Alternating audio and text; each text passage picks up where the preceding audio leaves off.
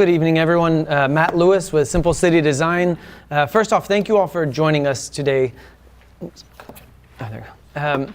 This is an extremely important exercise that we're going through to analyze the authentic heritage of Bastrop to inform the future development trends going forward.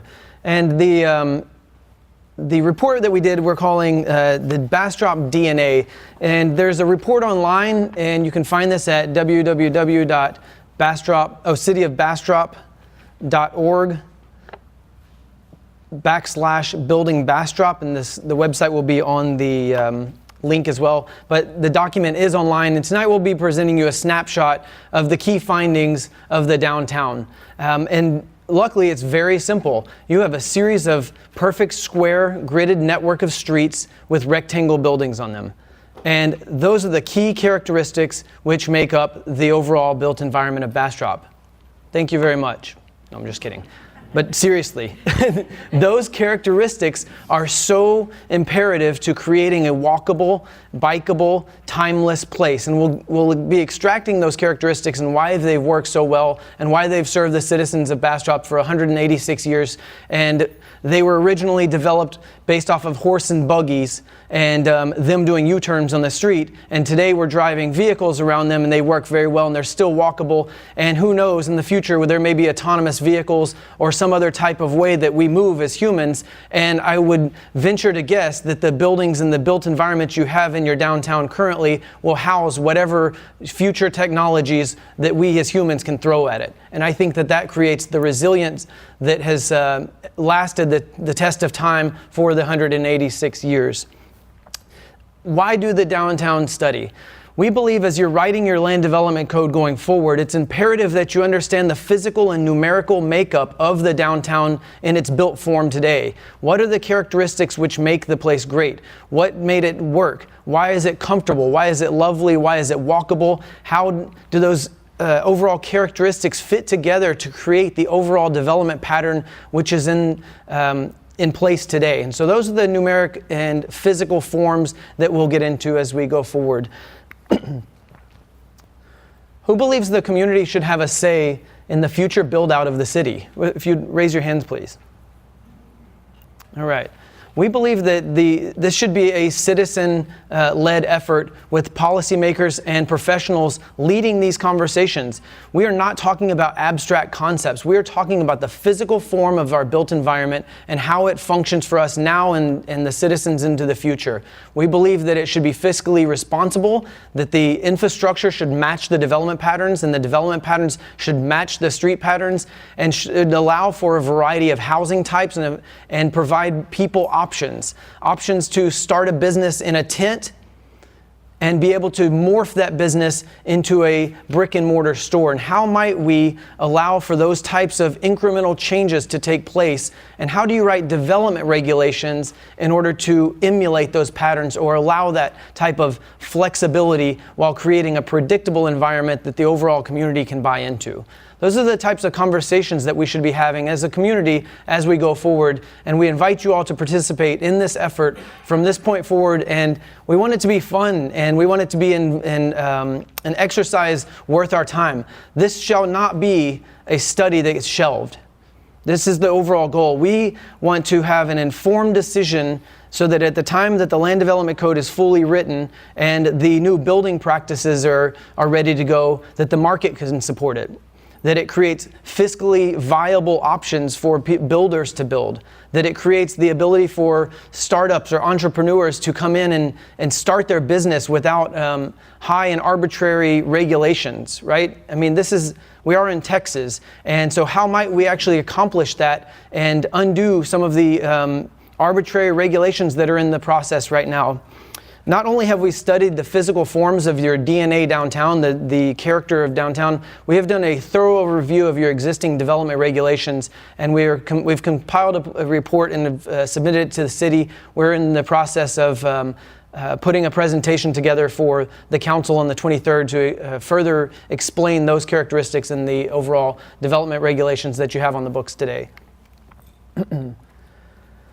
When we talk about the physical makeup of downtown, it looks like this. There are awnings over the sidewalks. There are furniture and benches for people to sit and linger. And what we'll notice is that people in this environment walk slower.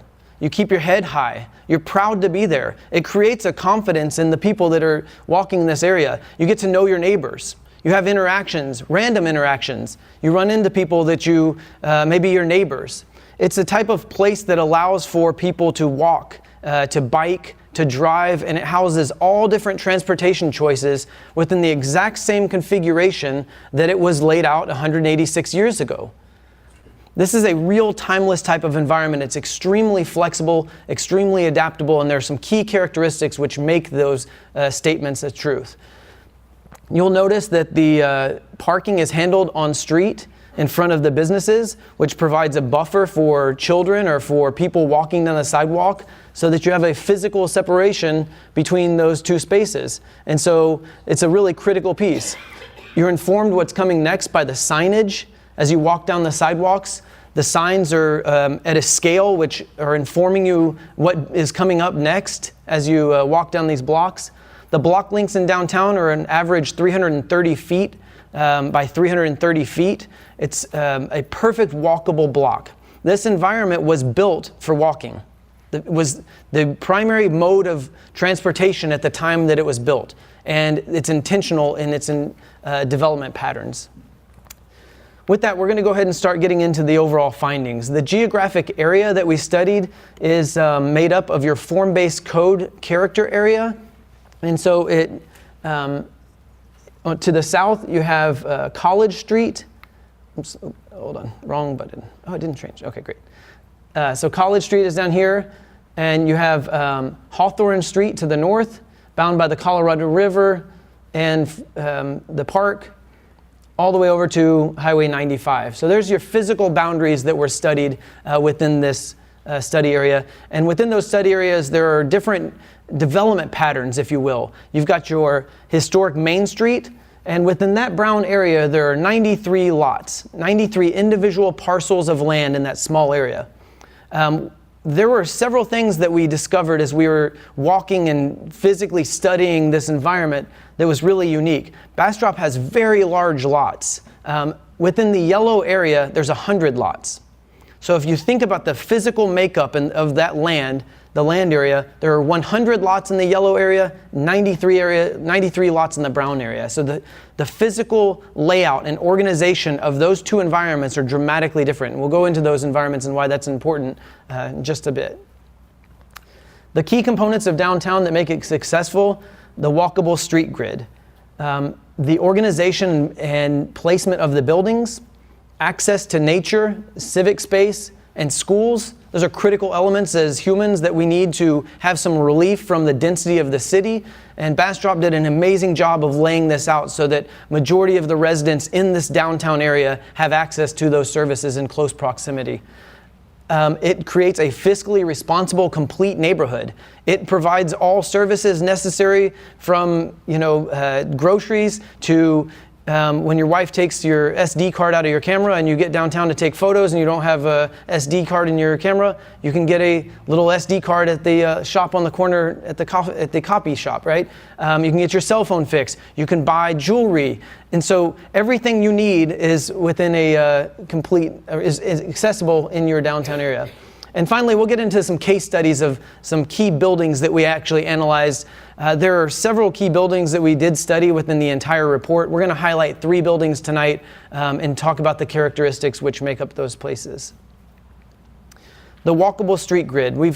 I'm going to emphasize this quite heavily because the scale and the organization of this pattern is timeless. And I would venture to say that anywhere that you have a gridded network of streets in this type of configuration with buildings like Bastrop will forever hold their value. They will forever be places where people want to gather, and they are timeless places. The street grid provides for a very nimble type of environment so that a building can become a silversmith store, right? We have a silversmith in downtown today. Or it can become a boutique dress shop or clothing store, to a coffee shop, to a bookstore, and never have to change the physical form of the building from the outside. And because of the street grid, it allows for this flexible type of development pattern to emulate whatever the market trends are, and it can shift, very adaptable within it. It's a lovely environment. The street wall creates an edge of buildings which encourages people to walk. It encourages people to linger. Generally, there's glass at the ground level. Majority of the buildings at the ground level are 90% glass at the ground level. That allows people to see people inside of the businesses. So it's inviting. People want to hang out with other people. They can see wait staff going in and out of the businesses, right? And shop owners sweeping or doing their shop duties. So those types of environments are very inviting. And so that was one of the key characteristics of the downtown. Small network of streets. The streets are very narrow and they're directly proportional to the buildings, right? There's almost a 1-to-1, 1-to-2 scale of your building height to your street widths. Your street widths are small, and that's important because it's easy to cross. It makes the traffic go slowly. It provides for a variety of options, whether you're driving, walking, biking, however you're navigating. You don't have to go down one street, which in the current way that we're doing development patterns, we've set up hierarchical street networks. With a gridded network, you can take a different street to the same place every day and see new things, new experiences. And so that's a really important element that helps reduce traffic, provides options, and creates an overall lovely place. And it's simple. It's like I was saying earlier, the physical makeup of your downtown is a series of squares with rectangle buildings on it, and the lots that make up those squares are totally unique and totally random. And that randomness creates the authenticity that you have here. It creates this comfortable environment, the unknowing, if you will. It's not a uniform building that takes up a full block. It's incremental development patterns that happened over time, and so each building has its own characteristics which make it special and authentic. And the variety of lot dimensions create for a flexible space where you can have long lots where they are deep and wide, or you can have these tiny lots that are only 1,000 square feet and allow for a low startup cost and don't take up a bunch of land. And the lots and blocks are very diverse. So here's the Airedale map, the original map of Bastrop with the farm lots up top. You'll see farm lot 19. Let me do it. Which is a large block, and then the building blocks broken down into smaller blocks. What we've done here is we've overlaid your existing parcel boundaries on top of the original platted maps. And so the yellow or yellowish green lines that you see here represent your existing building patterns and lot patterns today. And you'll notice that each lot is totally different. And if you go downtown and walk these blocks, you can feel the physical transformation of those spaces as you walk it and see it. The reason that this is important is because your current lot and platting standards do not allow for this flexibility. You can't create lots that are only 1,000 square feet. Your minimum lot size is 7,000 square feet. You've coded out some of the authenticity that we love. We've coded out some of the flexibility that makes it affordable for people to come and access the downtown area. We've created very generic terms that were probably adopted from somewhere else, right? And so how might we get back to the authenticity which created Bastrop when we're writing new development regulations going forward? But if you notice here, like here's Main Street, and you can see the series of orderly development patterns with narrow buildings. Actually, I'll zoom in. Here we go. That's better. Is this can you all view this okay, or is this too, okay? And so you'll notice here that there are a variety of lot sizes, very large and wide to very small and narrow. And then you go over one block and you've got very large lots and some different layouts. The reason this is important is because Bastrop grew incrementally out and up, as they had wealth, as the population increased, and it was orderly. It made sure to use the infrastructure to its maximum capacity. It created very intentional development patterns, and if you look at the patterns that you have downtown, and the physical form, the way that it came about, it was very intentional. Though it's random in the configuration, the block structure and the street network has been in the same configuration since 1832. And these streets can house small buildings. It can house residential buildings, right? Just a neighborhood building, a series of small houses on the individual block and not interrupt the street network. Or it can house a skyscraper. I know that sounds way out there for Bastrop, but the fact is that it's so flexible that it can house a 400 units per acre. We'll talk about density in just a little bit. It's how you measure how many people are housed within an acre. But it's extremely important, and it's generally how your existing codes are measuring multifamily housing. And we believe that it's really important to start analyzing those types of standards to make sure that we're measuring the right units in order to achieve the outcomes that we are trying to seek as a community going forward. But the fact is that it can house low density to high density without ever transforming the street network. And the overall network of streets and the small blocks provide that flexibility. It's nimble, it's lovely, and it's simple. And here's the Bastrop map from 1887. And it will look very similar to most American cities. Chicago looks like this, Denver looks like this, New Orleans looks like this. And here's some example. The Waller Plan of Austin, Texas, Colorado River, series of small blocks and a gridded networks of streets. The value of those blocks are higher than they ever have been since the day that they were platted. Very similar situation as Bastrop.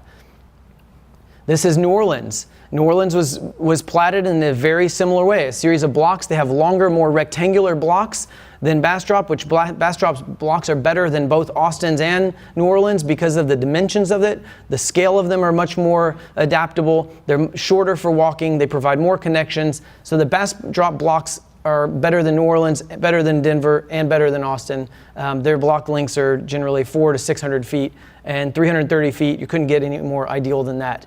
But New Orleans developed in a very similar way as Bastrop. You'll notice the buildings are brought up to the street edge, and they had their farm lots. Again, this is olden days maps, right? These are from the early 1800s, which have now transformed into more dense places, and the overall community gardens started to turn into buildings. But you can see the organization of development patterns, and it's very, very similar to Bastrop. This is the way that we built American cities, and we changed our dimensions when the invention of the car came to be. Under the current, I'm going pretty fast because there's a lot of content, but is this good? You catching everything? All right. The way that we're building cities now more further emulates this, because the movement of the car is our prevalent way of moving around the city, connecting to services and uses. And we've built our cities using those patterns. So in the downtown area, instead of having one wide street that is the hierarchical street, which is the traffic engineers call a major arterial, right? We have a series of small streets that distribute the traffic over a variety of networks of streets. And within the small networks of streets, you can have a variety of houses, you can have a variety of buildings, and generally what happens is the organization of what we call the public realm, the street up to the building face, has the key characteristics to create a walkable and functional environment. You'll have street trees, which provide shade, where in Texas, you either need awnings or galleries over the sidewalks or trees to walk to make it comfortable. And the parking generally would go located in the rear. You would have a variety of building types which make up the overall block, very similar to Bastrop. This is Bastrop drawn in a cartoon, if you will. And the new patterns of development create this. You have buildings located in the rear, parking lots up front, and the function between the public and the private realm got lost. We started to privatize some of the public functions. On-street parking. Generally, parking is handled in the private realm along the street edge, and overflow parking would happen in the rear or off the sides of the buildings. Now we've put no on-street parking, fast-moving lanes, continuous center turn lanes, speed designs of 45 miles an hour, and big parking lots with a tiny building located in the rear. What we would like to argue is that these types of places are not as flexible, they're not as adaptable, and when you do have let's say a big box store that goes in there that doesn't make it. It's very difficult to take down that much space and transform it into the next life cycle of the building. And it's isolated. It's in the middle of a parking lot. It's not very inviting. You surely don't want to walk there. And that type of characteristic is something that we would like to examine as we go forward in your codes. So here's a cartoon element of the exact same diagram that I showed. The physical transformation of the street. You have your street trees, pedestrian scale lighting every other 30 feet, wide sidewalks so that merchants can put their products out on the sidewalks. They can have outdoor cafe tables. They can have umbrellas. The signage is appropriately scaled so that it's communicating with people that are driving, walking, biking, and they're small scale. The overall built environment and built form is much less infrastructure than the previous. We know this well. Here it is in downtown Bastrop, a very similar street section. The signage is there, you have trash cans, you have benches, you have windows so that you can see into the stores. This quality of environment is timeless, and it is a lovely place, and is why Bastrop downtown will forever be successful, and we're going to get it thriving at the time that we're done with this exercise. So parking is handled on street, and so there's that environment. And here's the reverse, right?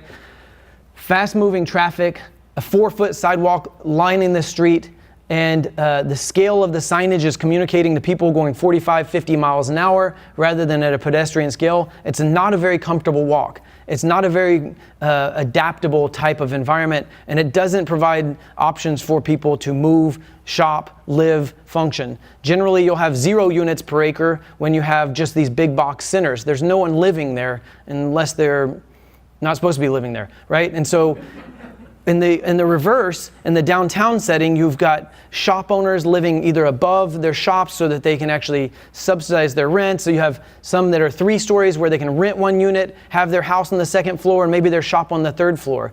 How might we actually start to create those patterns back into our city? Here's what this looks like in Bastrop.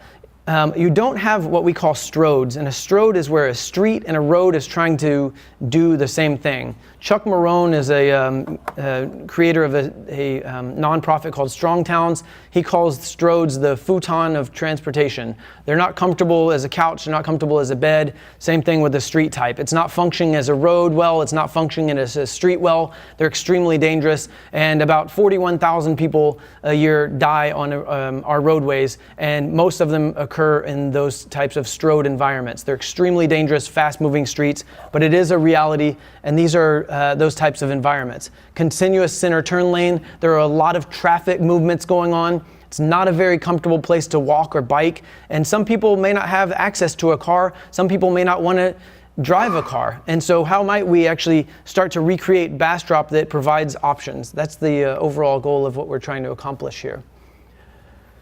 Here's the organizational structure of Bastrop. Most of the right-of-ways are 50 to 55 feet. The buildings are brought up to the street edge. The traffic and the cars are managed in this manner, and it's a very simple layout. This is a very orderly way of doing it, and these patterns have been like this in 186 years. Building organization is really critical. This is the second component we believe that is helping downtown be timeless.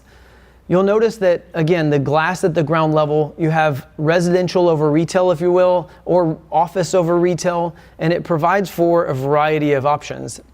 It has a well-defined street edge, which is imperative to the overall look, feel, and function of the place. This is what your new code calls for street walls. This is a real pattern. I took this photo in the city. This is what a street wall is called in your land development code, and it calls for a wall that lines a sidewalk. It's not a comfortable environment. I promise it doesn't. It's not very inviting.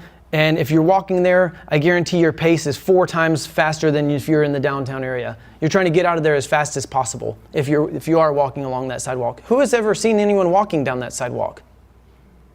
No one. Man. All right. I was hoping someone would. Well, this is a street wall. This is an inactive street wall. It's walled off, separating uses, and here's a place, this is not in Bastrop, but it is in Texas, and it's where no street wall exists. And the scale of the roadway there, you can actually see the curvature of the earth. See that?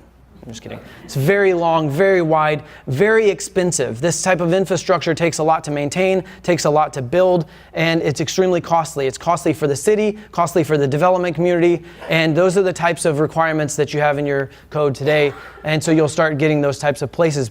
But what we're challenging you all to think is that we know how to build patterns like this. We understand the physical and numerical makeup which create these patterns, and how might we use this information going forward and match this with current market trends and the overall built form so that we can build cities like we used to. Here's another street wall against one of your streets, Ank Street, right? And it looks like this. This is another type of street wall, long, inactive street wall, not very inviting. You walk pretty quickly to get into it. The other thing that's really important within the downtown area is there's no interruptions into the sidewalks. As you're walking down the street, there are no cars turning in. So you have a continuous street wall, which provides the ability to walk down the street and look forward rather than continuously walking over your shoulder wondering if a car is going to turn into you. The only time you're doing that experience is at the intersections, which the intersections are designed in the downtown so well because the streets are so narrow and slow that the cars actually have to physically navigate a turn in order to turn the street. In a suburban setting in the previous street, actually I'm going to go back real quick. In this environment, these turn radiuses are 60 feet. You have a turn radius in your downtown that is 0 feet. It is a square, and it's on the corner of Pine and Main Street, and it forces the cars to come to almost a complete stop to navigate a turn. The reason that we've been designing streets like this is because it was supposed to integrate you back into nature. Nature's curvilinear, and so you could just navigate and flow with the turns. What we failed to realize is that there may be people walking there, and when you're navigating a turn like this, you're not looking for the pedestrian that's in the crosswalk. You're looking in the opposite direction to make sure you can flow through the intersection and not get hit by another car, not paying attention to the fact that someone may be in a wheelchair or walking across the street, which I hope that they're not because it's an extremely dangerous setting. But I know this is a little technical, but the turn radius is the radius of that curb line right there. And the reason we make those so long and wide is to navigate worst case scenario, and that is a 18-wheeler, 42-foot truck navigating there. And so what we've done is we've designed all of our turn radiuses to make sure that those trucks can navigate without mounting a curb. And so that we can make sure that fire trucks can pass each other at the same time if a car is broken down on the side of the street and there's another car parked on the other side of the street. So we made everything wide enough and long enough so that we can house worst case scenarios. The downtown was built in the best case scenario, and it was to focus on people first and then the cars would come second. And it was a really important element in the overall physical environment. How am I doing on time? 7:30, I need to go. Okay. These patterns are so also prevalent into your neighborhood districts, right? You have the neighborhood districts have very large lots, and the physical makeup of them still have a defined street edge. You have some houses that are brought right up to the building line, and some are set back. Which this variety of setbacks and build-to lines creates a visual interest as you walk down the street. Under your code today, you have 7,000 square foot lot requirements, 25-foot front yard requirements, 5-foot side yards, and 35-foot rear yards. You've boxed the developers in, telling them that you want this uniform 25-foot line of buildings down the street, and that visual interest and character gets coded out. Codes out innovation. It codes out predictability. It codes out the ability to have a variety of setbacks. And maybe there's a tree there, but now they've got to cut it down because they've got a 25-foot setback. In this scenario, you would build and move your house around on the lot to whatever would, best shade the house with the trees, or get to meander your driveway however you wanted. Those types of characteristics are really critical, and the overall neighborhood characters emulate those patterns.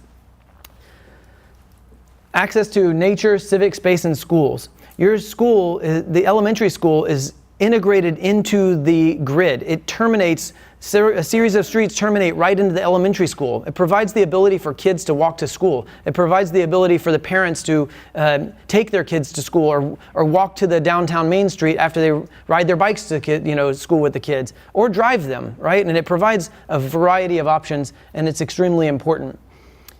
The direct access to nature is so critical, and Bastrop is so fortunate to have the Colorado River in such close proximity. And not only that, the fact that it respected it.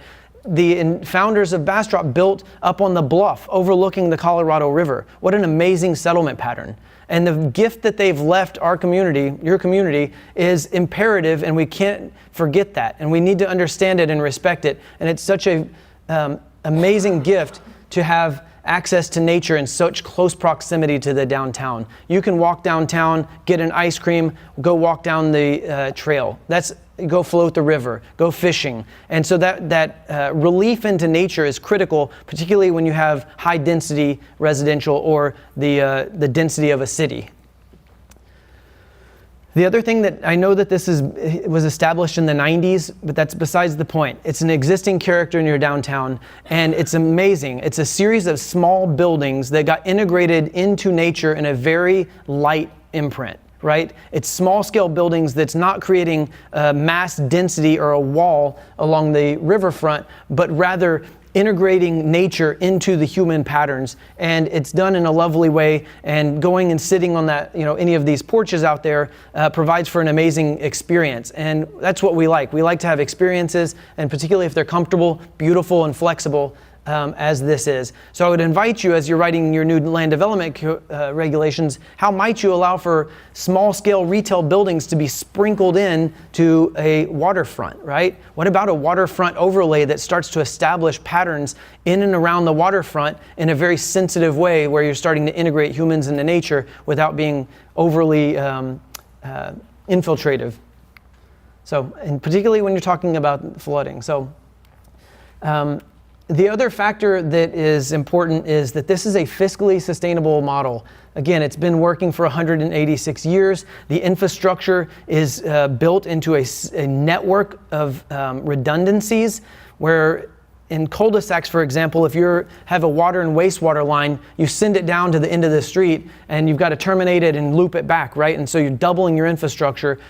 And so here you have a variety of infrastructure which is timeless, it's flexible, and it creates the ability for redundancies in case you have a failure in one of your infrastructure lines, whether it be water, wastewater, electric, or what have you. Streets, maybe there's a street closure, not a problem. You've got numerous other streets that you can go down and navigate, and it allows for you to do festival streets. There was a parade yesterday in the downtown. You can close a street down, and it's not detrimental to anyone. It doesn't disrupt anyone's day. Maybe the shop owners. Hold on, let me rephrase that. Shop owners may not appreciate the street closures unless there's a festival that's really integrating them in, which I think we should be mindful of.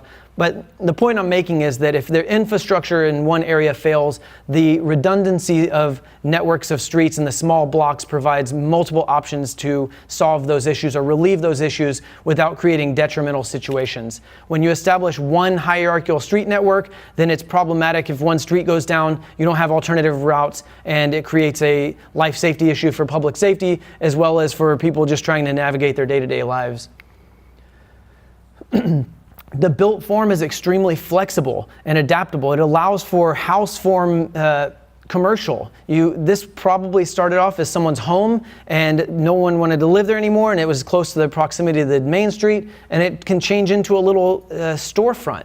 And so house form commercial is something we would really encourage you to examine, and you have a lot of it in your downtown, and they're integrated in. You look at Tracy's grocery store, it's not quite house form, but the size of the store is fantastic, and it provides great amenities for the residents in the downtown area, and even greater because of the overall character that Tracy's offers.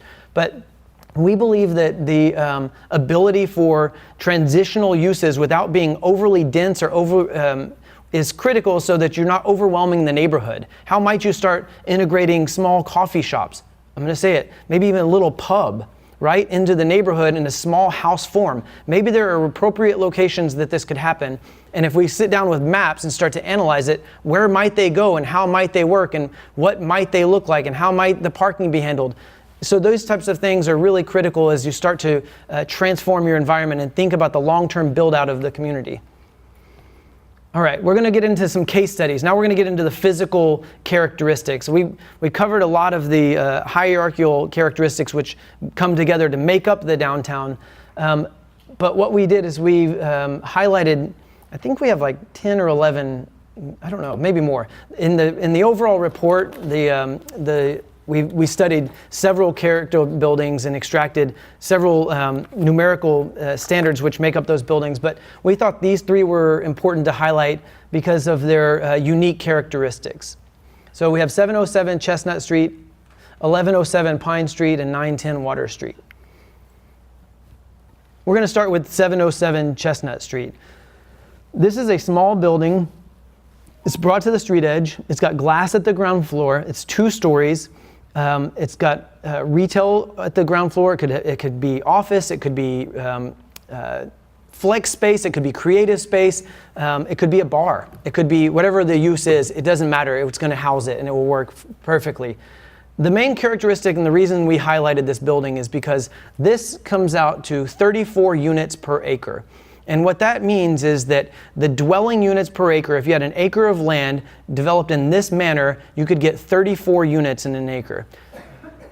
Now, the reason that that's important, I highlighted it up there, but it is on a 1,265 square foot lot at 34 units an acre, and it feels extremely comfortable. Who thinks that sounds very dense and intense? 34 units an acre. Is that scary? There's not a zoning classification in your entire city that allows that much density. You cannot build this building anywhere in town. Under your highest density classification, you can't build it. You've coded this out because that's a scary number. And I'm going to show you a building now that is scary, and it's 24 units an acre. So this is what it looks like at the street edge. This is an apartment complex in San Marcos, Texas, and it's at 24 units an acre. And so the design characteristics and the way that these buildings interrelate with the public realm is what's critical. The previous building I showed you allows for a 900 square foot residential unit on top. That number is what creates the 34 units an acre at 1,265 square feet. So when you actually are calculating that, what I would say is that it may be that units per acre is not the right equivalent or measurement that we should be analyzing when we're talking about building over our built environment. And that's the way that your entire codes regulate right now. MF2 is your multifamily 2 district. It allows for 24 units an acre. And the overall design characteristics of those 24 units an acre creates the pattern that I just showed you here, this, right? And so it's coded in that way. It's not that the developers wanted to build it that way. It's not that the residents wanted to build it that way. It wasn't that the staff forced them to build it this way. It wasn't that the city council required that. It's the design elements when you actually get the numerical makeup and start unfolding them and unpacking them and running the parking standards and running your stormwater management requirements, running your setback requirements. The building envelope that gets boxed into creates this. And so the developer is going to look at it and say, what's the most efficient and effective way to do it? If you don't have design requirements that have some type of frontage requirement, then the buildings go sideways on the lot. And the buildings can go sideways on the lot because that's allowed by the code. And so we go back to this unit at 34 units an acre in a very comfortable way. The building respects the street edge and it's brought to the street edge. And so there's a little code language that can create this type of environment out of the additional standards of MF24 or your MF2 district. So the point of that is that the units per acre may not be the appropriate measurement as we're going forward, and we need to have that conversation. Bastrop had tiny houses before it was cool, so you can claim that over Austin. The tiny houses here, they're small military houses that came from Camp Swift. When we analyze this, it comes out to about 10 units an acre. It's a very irregular lot. And the reason that this is important is it provides for affordability in the downtown area in close proximity to the main street. How might a city planner live there, right? Or a school teacher or a shop owner have close proximity to the downtown area at an affordable rate? The developers generally have two tools. This is a Terry Mitchell quote: density and parking reductions. Those are their two tools to cut affordability. Those are two of the critical pieces. Well, in this type of environment, how might Bastrop look at creating the allowance for small-scale units to be integrated back into the physical form so that the developers can build these types of units without hitting the large lot standards that are required under the existing code? John, do you want to come talk about this? No, you're good. Okay.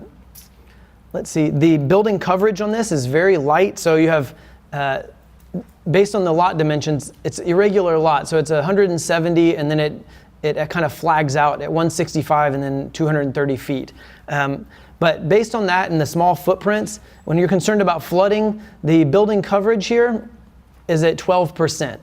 The impervious cover, which is how much coverage of the land area is taken up by the footprints of the houses or the parking or porches, those types of things, it's only at 13%.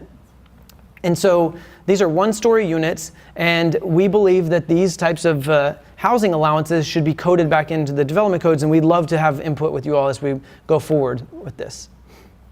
Here's another great example. As I was talking about earlier, how you have a variety of lot makeups in your downtown. This is one of the smallest lots in downtown. It's 1,000 square feet, and it's Pete's Shoe Repair. But this building could house people that want to make video games. It could be creative space. It could be jewelry makers. But to provide the ability for this to happen, if you've got 330-foot blocks, you could build 10 of these on a street and have 10 small-scale buildings. And what if we allowed them to have 2 stories, where you could have a shop owner that has a shop house and lives above their shop in a very small-scale manner, 1,000 square foot downstairs, 1,000 square feet upstairs, and you have a shop in a residential house. Or maybe it's residential and residential, right? And so having this small footprint and the allowance for 1,000 square foot lot to get built in the downtown creates a flexible environment. It creates a low takedown schedule. It creates the ability for low land costs, and you can build 1,000 square foot building for relatively cheap. And again, we're building boxes. This is not about the architectural elements of it, but the physical form can be inviting without a bunch of architectural standards, and this demonstrates it. It's a lovely, flexible, simple place, and we think that it's imperative that we analyze that going forward. Here is a long block. So let's say this is a 400-foot block with a uniform building. The reason that those other buildings are so flexible and adaptable is because of their scale and their incremental development patterns. Oftentimes cities write development codes and don't think about the massing or scale, and you get long continuous blocks like this that are not as comfortable, and there's a few key characteristics that got left out when you're building like this. But this is one building taking up a full block, right? Instead of having a series of unique lots that make up a block, then you'll notice patterns like that occur. So being mindful of how you do scaling and massing is really critical. You'll notice there's not many awnings, there's not street trees. Oh, there are street trees. Maybe this is a photo in the winter. But the street furniture takes up most of the sidewalk. You have split level grades. And while it might not be bad and it's probably high density, it doesn't have the overall look, feel, and function as the downtown area. So being mindful of the scale and massing is really important. The last thing we have is the street grid versus the current code. And the current code creates a separation of uses. Your residential uses are in one location, your retail uses are in another location, and you'll notice when you do that the parking, instead of having parking disseminated and distributed along the streets or in the rear of the buildings in small lots, you'll get the pattern that I was showing you earlier, big buildings fronting with parking lots, and the parking lots are required because in order to access these places, you must drive there. And So what we would challenge is how might we start to integrate this type of pattern back into places like this, or how might this blend to create a new set of standards for Bastrop as we go forward? These are a series of questions that we need to have conversations about as we're writing the land development codes going forward, because these critical pieces and the numbers that make up your code are requiring the outputs that you're getting. Anything that you see going vertical and down, anything you see vertical going up in Bastrop is required by the code. Whether you like it or don't like it, it's not that, again, that the building owner, lot owner, developer wanted to necessarily build it in that manner. It's that the codes require it. And oftentimes your codes are coding out innovation, creativity, and they're really over-regulatory in a way that's not necessarily achieving the best outcomes for the long-term interests of the community. And we would like to have a dialogue with that.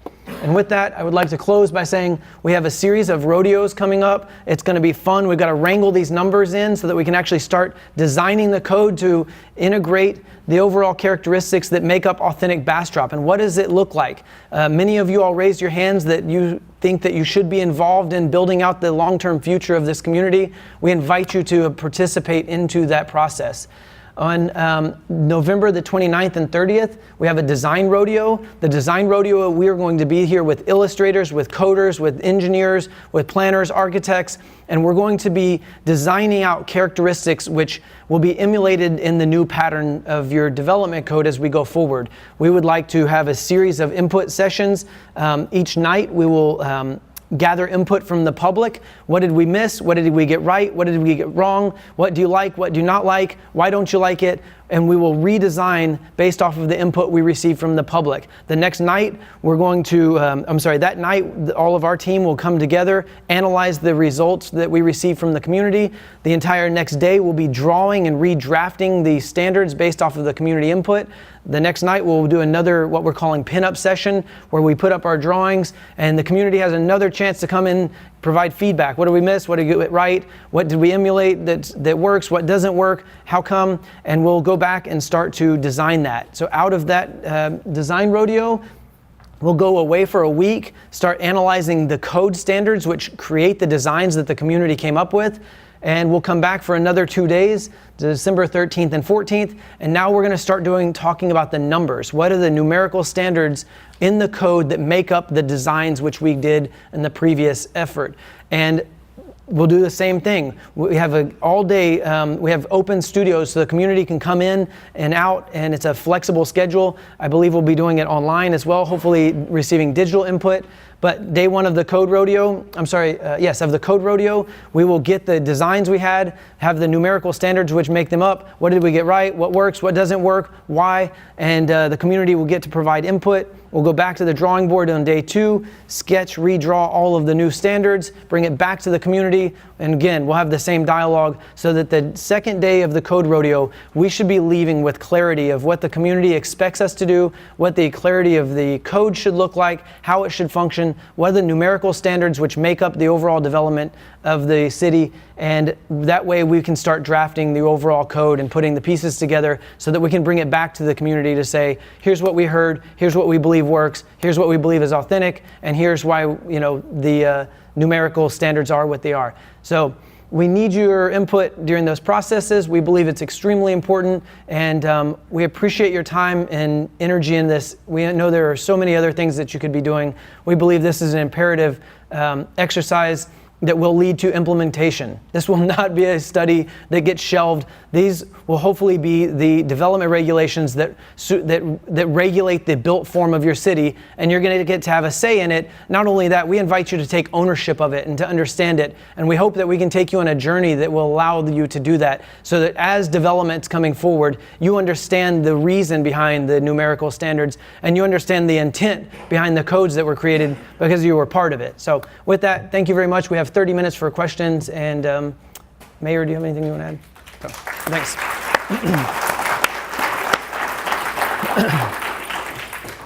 Let's go. Okay, don't be shy. First thing, I have to take a picture, because if you don't take a picture, it didn't really happen. So I have everybody wave. I'm so glad you're here. Okay. So, questions for I raised boys. All right. Questions for me? Questions for Matt?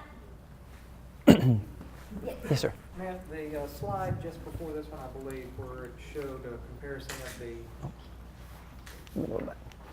down, there you go. Yes, sir. The Here. street grid and the current, well, I don't know that it's, We are televising, it would help if y'all would use the mic. Yeah, they're televising it. okay, well, I hate to be on TV, but, the street grid, of course, is a downtown urban area that you've shown there. The current code, the land plan that's presented there is usually what would be considered in today's suburban area. So is the direction that this is headed is for outlying land, undeveloped land, to be developed or planned more on a grid pattern to start with, meaning no more of the current code in the outlying land areas? Is that direction this is going? So what we would like to do is have the dialogue and conversation. These aren't the only two development patterns. There's clustered land development, so you could actually have preservation of open space and integrate it into overall network. There's the suburban pattern. There's the traditional neighborhood pattern, which is the grid. There's also a village concept, right, where you have dense urban units and small clusters that provide services. So what we would like to do is to invite that conversation. I believe the main overall goal is to create fiscally responsible and fiscally viable development options. And what the patterns of development look like and how they function should be a community conversation going forward. But what we would love to do is to really quantify those numerical standards to make sure that they create fiscally responsible results. And so that's the question. We believe that we'll be introducing several new concepts of development patterns that are prevalent, and we would invite the community to talk about what works, what doesn't work, what's Bastrop, what's not Bastrop, so that we can do that going forward. What we've done through this analysis was extract those numbers so that we can have that conversation. We know the numbers that create this. The downtown numbers we didn't know. They're on the ground. We didn't expect to even understand, we did not expect the findings that we discovered based on the lot dimensions that make up the physical form of the district. In a simplistic way, you can go down there and see the block structures, but when you're walking the street, you can't feel the lot makeup, which makes up the downtown. And it's so unique and it's so authentic to Bastrop that we think that the exercise that we went through should definitely help inform some of the patterns going forward. So I hope that answers your question. Yes, thank you. Sure. Any other questions? Oh, hold on. Chris has a question back here. Here you go, Chris. Yeah. So how do we integrate the walking and pedestrian and bicycle corridors with the current code and the street grid? Just trying to ride my bicycle and get from point A to point B across town. I can be downtown and it's pretty easy, but getting anywhere like Home Depot or 21 anywhere is deadly. Right. So that's it. Sure. So those are going to take system retrofits, right? And so how might the city start programming its capital improvement plan, which is where the city's budget, their infrastructure demands to do that? That may be a better question for Linda, but I think as we do corridor planning and start to integrate new development trends into the city, those types of issues should be addressed, and we should figure out connecting people to places. Where do the people want to go, and how do we connect them to a place to provide options? And then set a hierarchical needs list, saying majority of the people want to go to the library. Luckily, it's pretty close and it's not too bad. The other thing that is great if you're in this area in the downtown grid, there are numerous options to go down slower moving streets, some of the residential streets. Our team actually brought our bikes. We biked here all week. Even in the rain, we've been cruising around on our bikes, and it's a really bikeable city. Some of the faster moving streets, if you go down Main Street, we're located at 1905 Main Street, and so it's a little bit faster moving, so we would just either switch off onto a secondary street or that type of thing. But it's a really pretty bikeable city in this area. If you get outside the grid, it gets pretty complicated, and we didn't venture out that far. But it's an important question, and we think that through infrastructure planning, and I don't know how much of that's going to be involved in this process, but I think it's important.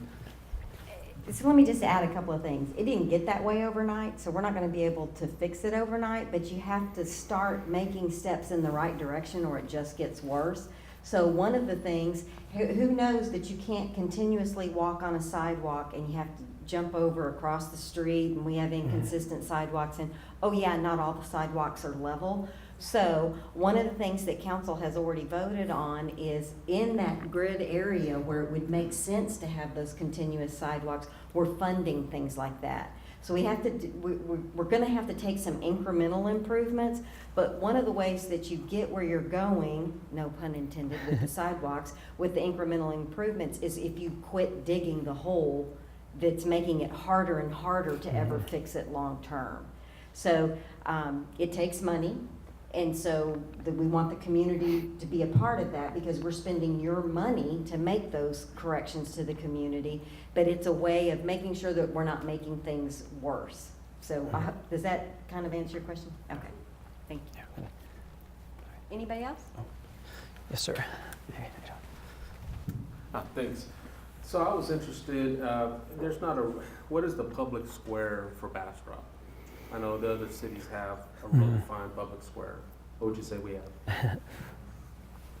I think you have an amazing old bridge that could be a wonderful community gathering spot. I often say in Austin, the best public space they've got is the Pfluger Bridge.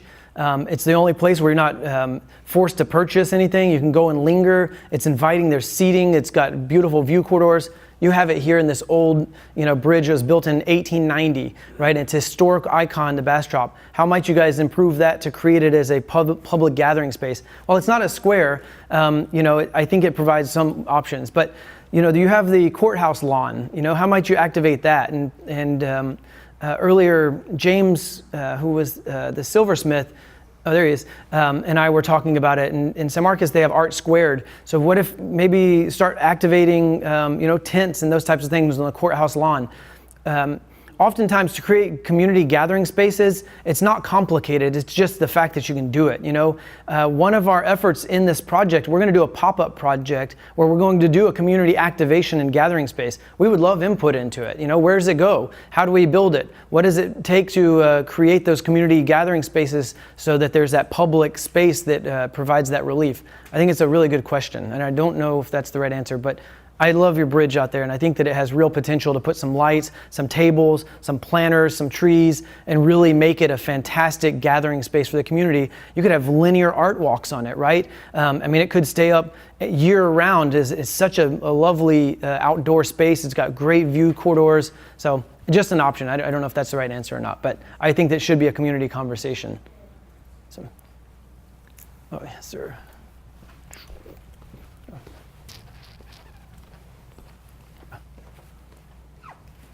A few years ago, we spent a lot of time on form-based code. How does that intersect with what you're doing? That's great. Very good question. And we did use your form-based code, and we have read your form-based code, and we've made some recommendations to it. The form-based code it coded in a lot of the character that is in downtown, and it allowed for a lot more integration of these types of development patterns downtown. What I think that they didn't have is the overall depth of knowledge that we studied. And so what we would like to do is go and do some updates to that code in order to make sure that it emulates and creates the overall patterns that are down there today to allow the flexibility, the lot dimensions. And so as we go forward, we would like to think about how that form-based code can be updated and integrated. But there's a great amount of work that was done. They've got great design standards in there that may need a little tweaking, but overall it's pretty good, and I think it's somewhat working. There's some characteristics that may need to be tweaked based off of what we've received when we're studying the overall physical form. But yeah, John, do you have any other conversations about that? No? Hopefully that answered your questions. All right, any other questions? I have a question, but I'd like for you to touch base about next Saturday morning, the 27th. Oh, yes. Saturday morning, we were going to be doing a walking and biking tour to talk about the the elements that we talked about today in the field. And so we're going to walk some of the key buildings that we've studied. I would invite you to download the report prior if you can and see if you can get some of the key themes, or just look at the buildings that we did analysis on. So we'll be walking and talking about the overall functions of the built environment, and then we're going to be doing a bike tour that's going to go a little bit further. And I believe that they're trying to get a golf cart as well, right? For people that may want to go on the bike tour at that speed. But it's so fun and fascinating to experience your city both on foot and on bike. It's a wonderful way to, it's a great speed. And so please join us. It's going to start at what time? 9 o'clock. Yeah, 9 o'clock is the walking tour, and then 10:30 is the bike tour. It'll all be online. I think that may be reversed. It'll all be online. That may be reverse. Yeah, there's also on the table outside. And there's flyers on the table outside. If there are no more questions, thank you so much. And again, we invite you to participate in the rodeos. Thank you.